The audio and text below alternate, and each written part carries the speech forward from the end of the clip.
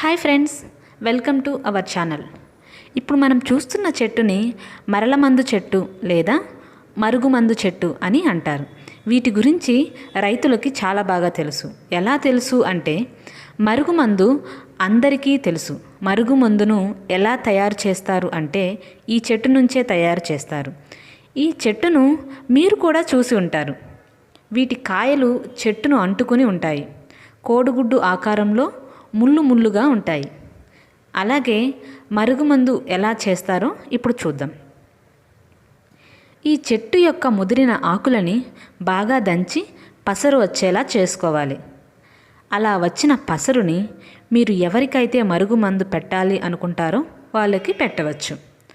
అలా పెట్టే ముందు మీ లాలాజలం కానీ, రక్తం కానీ, చెమట కానీ, మూత్రం కానీ కలుపుతారు. అలా కలిపిన ఆ పసరుని ఒక 3 నుంచి 4 గంటలు అలానే ఉంచుతారు. అలా ఉంచిన తర్వాత మీరు ఎవరికైతే పెట్టాలి అనుకుంటున్నారో వాళ్ళు తినే పదార్థంలో కానీ, తాగే నీటిలో కానీ కలిపి పెడుతుంటారు. ఇలా తిన్న తర్వాత 3 నుంచి 4 రోజుల్లో వాళ్ళ బిహేవియర్ మరియు మీ వెనకాల తిరగడం మొదలు పెడతారు. ఈ మరుగుమందు మనుషులకే కాదు, జంతువులకు కూడా పెడతారు.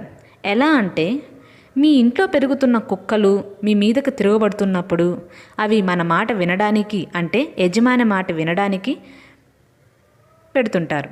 అలాగే ఎద్దులు కానీ, బర్రెలు కానీ వేరే గుంపులతో పోకుండా ఈ మరల మందు పెడుతుంటారు.